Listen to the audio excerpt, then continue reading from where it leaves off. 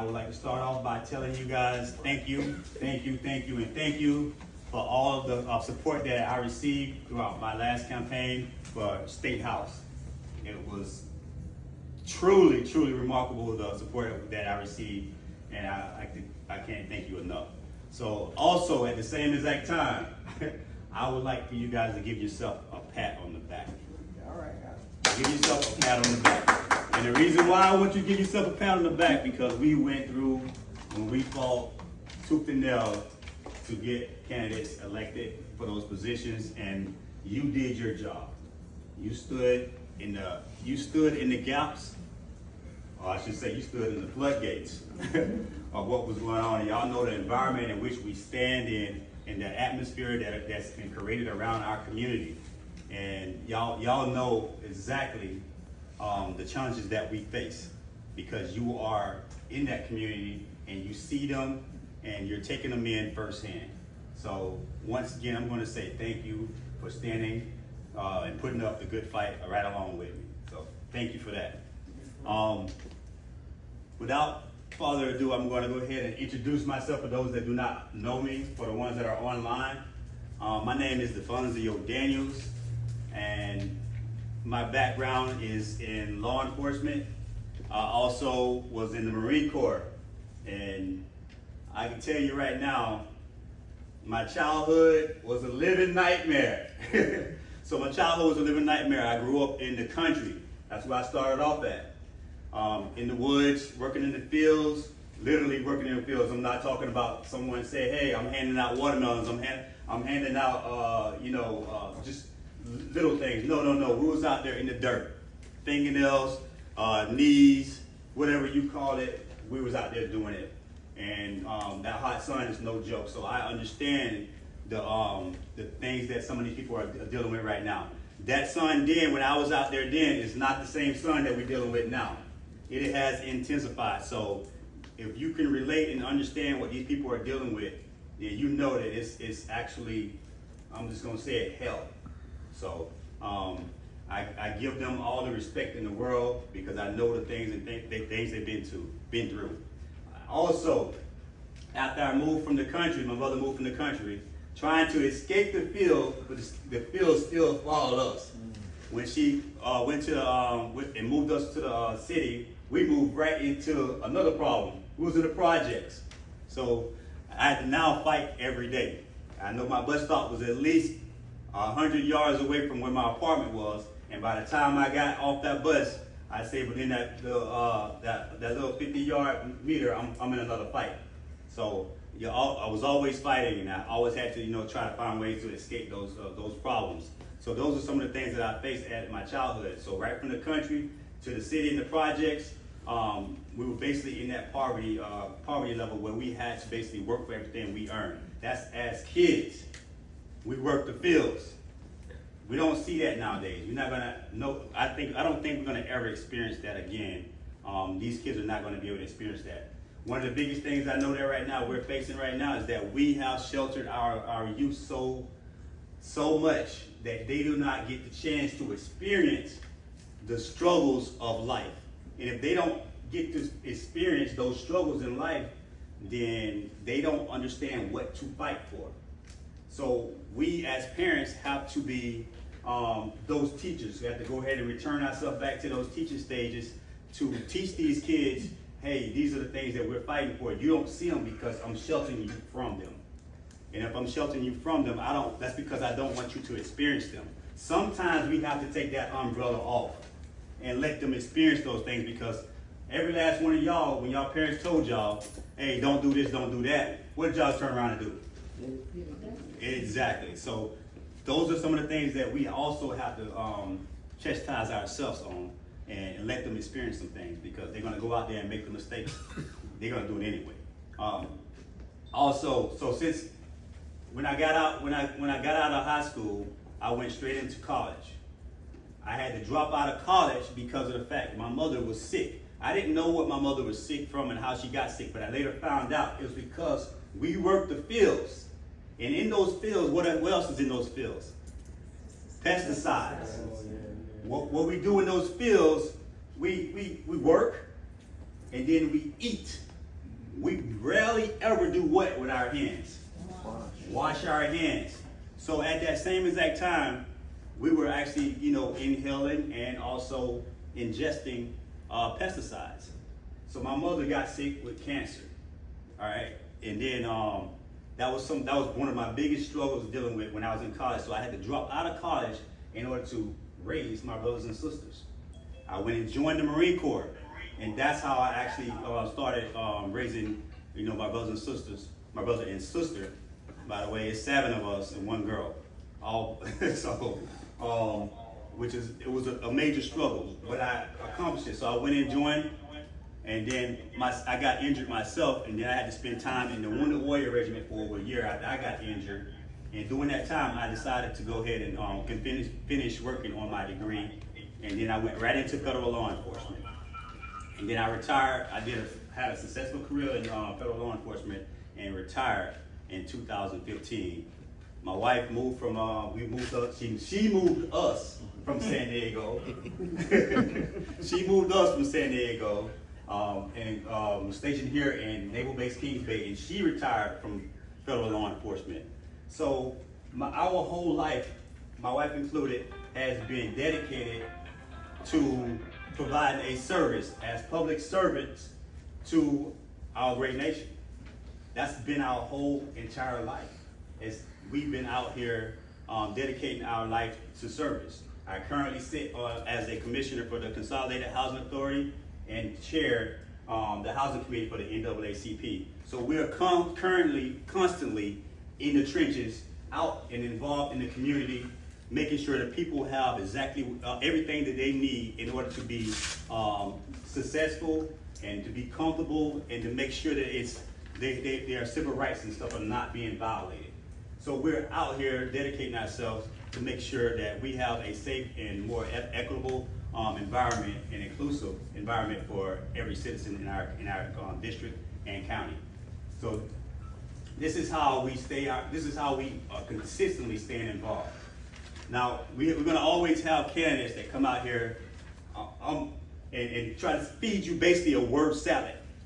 I'm so sick and tired of candidates feeding word salads to us just so it can make us feel good. Well, we need to completely move away from that and tell people about the realities that we all face on a daily basis. We can no longer sit back and pamper what comes out of our mouth, because that ain't doing nothing but hurting us. In the end, all we're gonna have is a glorified mouthpiece speaking for us and not understand the realities that we face on a daily basis. Do we want that? Do we want to continue down that road where we are getting candidates that are basically already paid for and been fed to us, and that's what we got? Or do we want a candidate that actually sit down and listen to you and involve themselves in the community in which they need to serve? That is where we need to be at. And that's why I decided to join, or decided to get up off the couch, I call it camp couch, and get involved in the community and run for something and do something for people that need someone that reflect their environment that they're serving in. So my name is Defonzio Daniels, and I wish to be your next United States House Representative, and I'm here because I definitely want a more unified and a more a place where we can come together and understand that we are not so different. We can reach across the aisle and come up with solutions to benefit the people. Because right now we don't have anything that's unified. No one's speaking on unity. We are the United States of America. It's united for a reason. Where are we at right now? So I aim to unify and build bridges, reach across the aisle, and get policies that are going to be more beneficial to us as citizens. My name is Defonzio Daniels, and I wish to be your U.S. House Representative for Congressional District 1, and I'll see you guys next year. We don't have any questions at this time, so any questions? I got a question. What's the question? When you win the seat, what would be your number one priority as it relates to serving the people in your district? What would you, strive to do the first thing, that's in one part? The first thing that, all right, let me touch on this. So, we've hosted, town halls, we've talked to people across the district, and I can tell you right now, my number one priority was to talk about the criminal justice and why we have those problems. And coming to the understanding, I thought criminal justice was a major factor in the issues that we had across our congressional district. Well, to be honest with you, every one of those meetings that we held when I was talking about criminal justice, it all led back to one thing. Anybody want to guess what it led back to? Every one of those meetings? Poverty. It was hard. It was housing. Housing. Every one of those meetings that we dealt with, this all falls back on listening to the residents, to listening to the citizens of our district or the people that you're serving. The people have spoken. Their problems right now that they're facing right now is housing. I'm sitting on chairs, I'm sitting on committees that are talking about housing, that represent housing, and not knowing that still was the number one problem that people are facing in our district, in Congressional District 1 at least. But that's not just Congressional District 1. So, housing, I think there should be some kind of caps on, I would say, rent problems that we have. Y'all understand the reason why we have our rent problems in Camden and Liberty County is because of the military installations. Military installations are based off of BAH. BAH is based off the lowest ranking member of the military right now. And I think it's somewhere around $1,400 a month. With that being said, these housing developers are coming in here building apartments, and they're structuring their rent base off of what the military BAH is, and that's around $1,400 when it should be somewhere around about $800 is what someone should be paying. So we have citizens that live in the vicinities that have been here all their life that are also about to be forced out of these areas because the city, the county is pushing them out. These developers are pushing them out. And so we need to build some kind of structure, or I should say, it's already written because I'll be definitely going to the commissioners, letting them know that they need to come up and develop rent caps so that we can at least alleviate some of those issues that we're having around here. So everything that we are dealing with the poverty, the housing, and things like that, it's all connected. Criminal justice all connected. I mean, we can go sit here and go all the way into a lot of these things and see how they are interconnected. And you will see that everything involves housing. Almost everything that we have. That'll be the number one thing that I'll be dealing with when I am elected. Okay. Additional questions? Mm-hmm. So, how do you plan to communicate and engage with the people in this area about the plans that you have? Well, we plan to put groups together, and we will go out and hold town halls. See, I like the question. Thank you for the question. If you didn't hear it, he asked how would we plan on going out and engaging and talking to the community about my plans. The biggest thing that we need to do is actually do hold more town halls, for one. Two, and educate the community on the issues that impact them directly. And by hosting these town halls and educating them, say, hey, the state just passed these rules and these bills, and this is how it impacts you directly. We're not sitting here picking party and saying, hey, Democrats do this, Republicans do that. No, everybody is affected equally. There is no division on who's impacted.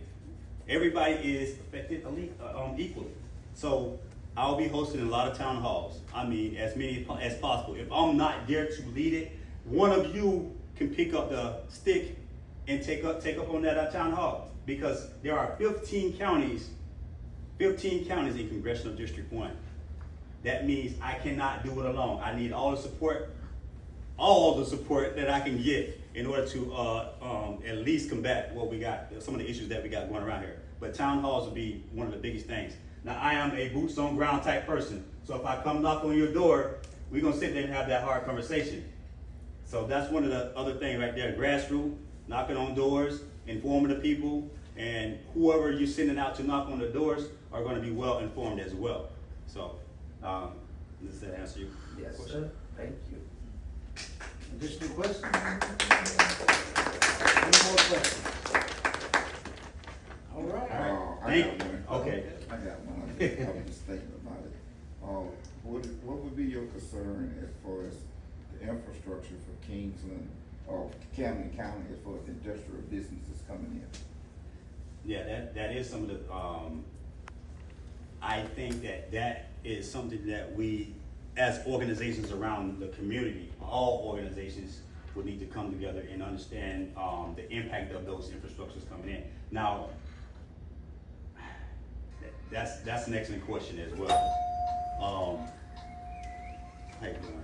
That's an excellent question as well. And the reason why that's an excellent question is because who is the target audience for those infrastructure, those businesses that come in? Are they for the citizens of Camden County, or are they for developers bringing people outside in? Because that falls back into how we are pushing people out of the community. So those things right there definitely would need to be addressed and talked about, because the citizens of Camden should come first before anything. That means the jobs that come in here should also be offered to the citizens before they start bringing people from outside in. If they can't be offered, then set up some kind of institution so that you can educate those citizens to be able to work the job that they bring in. So those are some of the things that we will actually address and try to handle and make sure that these big companies and corporations are not just coming in and pushing our citizens out. All right. Any more questions? Well, we're at that time. All right, Thank you thank again. y'all. Uh,